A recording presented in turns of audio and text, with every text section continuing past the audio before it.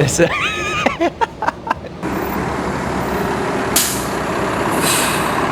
Dean Harries, how are we doing today? Oh, we're doing pretty well. You know, it's always exciting to be on NC State's campus and, you know, be on one of their buses. Oh man, yeah, thanks for riding the bus with me today. Oh, it's no problem. It's my pleasure, David. Really appreciate the opportunity to chat about things and to see the campus go by. Okay, so I have a couple questions here. You okay if I ask you some? Oh, yeah. Okay. First off, you can tell the audience, who are you? Who am I? My name is Peter Harries, and I'm Dean of the grad school here at NC State, as well as a professor in marine, earth, and atmospheric sciences. Oh, you're a professor too. So wait, do you have time to teach alongside being the dean too?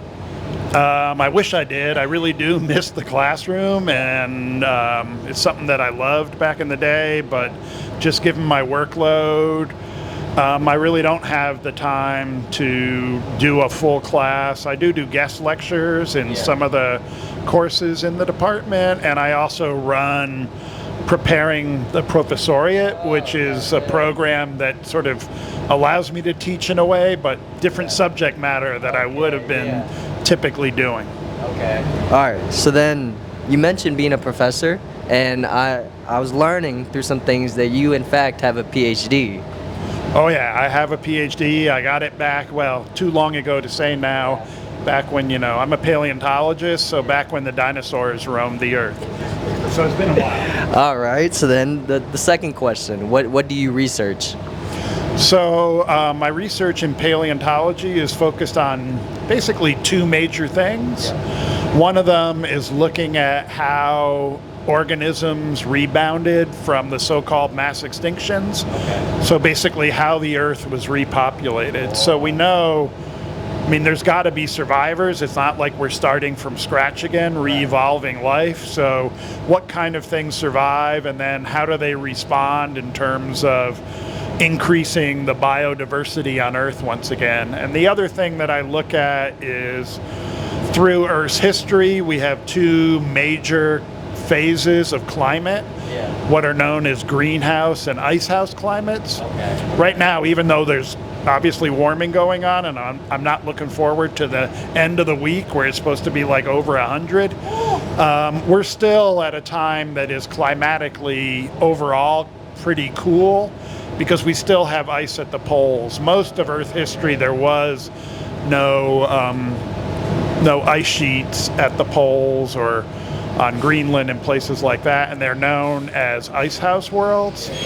And then alternatively, when things are melted, it's known as greenhouse. And so I look at, like, how does the biota function differently within greenhouse and icehouse worlds? So oh man, okay.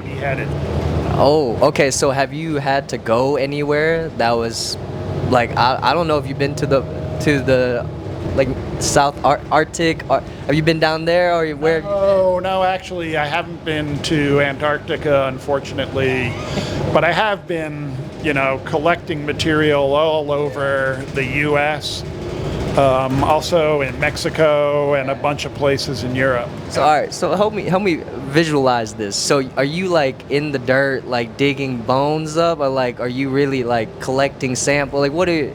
Am I doing? Yeah, like you talk about the evolution of like the species, but break it down a little smaller. Yeah, so what I tend to focus on are basically sequences of rock, and then sampling them at numerous places so that you can get a detailed record, well, at least from a geologic perspective, a detailed record of how things are changing through time. And then, you know, not only looking at the fossils, but also looking at, you know, things like what's called geochemistry, so using various isotopes of different systems to try to also record what's going on environmentally. So trying to put together a series of proxies to understand what's happening. All right, Dean Harries, I have a photo for you, and I want you to tell the grad pack, what is this relationship to you? Okay. All right. Right there. Yeah. Oh, Oh, the Mac SE. Yeah. So what is this to you? That is the machine, believe it or not, that I wrote my dissertation on. Okay. So I felt like I was pretty hot stuff back in the day because I had a 20 meg hard drive. So you wrote, how long was your dissertation? My dissertation, almost 400 pages. Okay. Like my goal was to be the shortest dissertation that my advisor ever let a student get away with. That was the shortest? Yeah, his dissertation was 1,500 pages. It was a 2-volume set. He said like his advisor went on sabbatical for a year, so he just kept writing. This thing was holding 20 megabytes. It's hard to comprehend. Yeah, well, I mean, it doesn't sound like much anymore when we're talking about gigabytes, but like being able to load all of Word, like you see those 2 disk drive slots, like if you didn't have that 20 meg, you were constantly doing what we call the floppy switch, right? Because it would spit it out and say, you know, if you want to do this, you need like disk 5, and then you'd have to hunt through all your disks and find it. So, you know, being able to load all of Word into there just like kept me going. And you know, this was before laptops, so I mean, near the end of my PhD, I was on a Fulbright in Germany, and I schlepped this thing with me to. This thing looks heavy. How much? This is a heavy little thing. It kind of reminds me of the big TVs. Yeah, it's pretty heavy, but it fit in the overhead rack, so that I schlepped it around with me. Oh my God! Wow, that's so awesome. Well, thank you. Yeah, I mean, wow, I wish I was doing my dissertation now when I just had to generate a PDF instead of like spending hours taping down figures within the margins, and it's a different world now. I was gonna say. But luckily, you know, I was after people having to use like that carbon paper. I don't even people know what I'm talking about. That blue paper that you'd have to put in like a typewriter. So it made multiple copies. Through more research, I've learned that you've been here at NC State for a little bit now. So my third question, I kind of modified a little bit. What has kept you at NC State? First of all, when I came here 11 years ago, one of the things that really attracted me to it was actually the land grant mission and the think and do mentality of the campus. Like, I mean, people are really bought into it and working hard to make that happen in a variety of different ways. So, yeah, I mean, it's really the people, the students, the faculty, the staff, you know. Can't think of a better group of people to work with than the grad school and our graduate services coordinators and our directors of graduate programs. Like, it's just a great group of people who are really enthusiastic about supporting and growing graduate education. So I was gonna say too, like from all the grad students I've talked to and all that, like community is a big thing for us, whether it's maybe lacking or they're trying to find their group of people. Have you kind of noticed that over the 11 years you've been here, through the dean or even as a professor for that matter? No, I think at the grad level, like people are very much more sort of program focused, and I think, you know, certainly one of our roles as a grad school is to try to run things like workshops and give students opportunities that they can meet people sort of outside of their bubble. You know, I think that is really important. I think it has, you know, I think we still are recovering from COVID in terms of rebuilding those connections, and I think, you know, that's super important because, I mean, at least when I was a PhD student, you know, how much I learned just by what I call accidental learning, just starting a conversation with another student, a faculty member, whoever, and all of a sudden thinking about things in a very different way. I think we need to make sure we rebuild those experiences. Now approaching Varsity Drive and Varsity Research Building. Yeah, I might be a little biased, but you know, doing my PhD in communication, sometimes the unpredicted conversations are the best, right? They're the ones that really keep you on your toes. Okay, so this is taking NC State out. This is taking the Dean Harries out. What is Peter Harries, and how does Peter Harries spend his free time? What do you do? Okay, so what do I do in my free time? I wish I had more of it. I would say that first and foremost, I love to cook. Oh, like okay. that is like one of my major hobbies, and so What do you cook? What's the top 5 meals? wow, top 5. No order.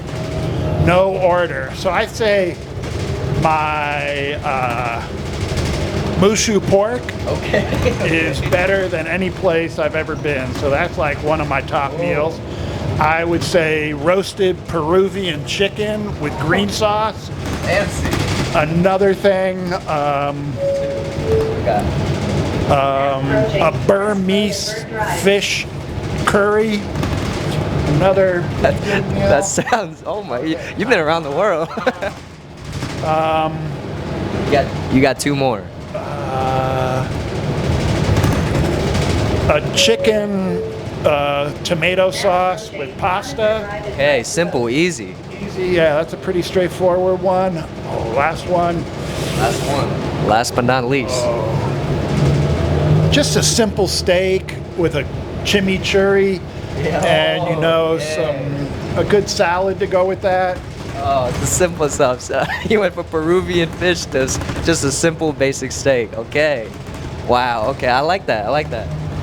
Yeah, so I like to grill too. I have both a gas and a briquette grill. So depending upon what you're making, you gotta decide which one to use. Yeah, since moving to the Triangle, I finally got my own kitchen, and so I've been making a lot of pasta, a lot of ground turkey, but never a Peruvian fish. So. That was chicken. Oh, chicken. All right. Now, last but not least, the last question: what has been your favorite memory at NC State? I know it's a lot of experience, a lot of different things to go through, but can you name some? I mean, I think for me, the most fulfilling and sort of the most memorable is commencement every year, and getting to shake hands with all of the PhD students. And You were up on the stage for a while. yeah, I'm up there for a while doing some handshaking, just to me to see the face on those students and the reaction of the parents. That's a major milestone, and just seeing the joy and I hope it's more than just relief, but just seeing how they put in a huge amount of work, and just to see that come to fruition is just super. Oh man. Okay. Well, that's all I got for you, Peter. I don't know. Do you have anything else? It's just a pleasure to do this with you, David, and to let people know about there is a side to the dean that isn't just the administrative role that it is. He's a chef, y'all. He's a chef. You can start cooking for the grad pack. All right. Well, thank you, Dean Harries. I appreciate it. Yeah, thank you, David, for this opportunity. It's been a lot of fun. All right. So, Dean Harries, what advice would you give to the grad pack? Well, I think first of all, being a grad student is all about being engaged with your academic subject and trying to think outside the box, quite frankly. How are you going to push us forward in terms of the knowledge that we have? I also think as a grad student, you need to love your subject matter, because if you don't do that, it can be, especially in a PhD, it can be a long haul. So make sure you're loving it and you're bringing all you got to it as much as you can, because I mean, one thing I think, although you might not feel it right now, later on in your future, you'll look back at your graduate time and say, well, that was the most freedom I ever had to pursue things. So, yeah. All right. Thank you, Dean Harries.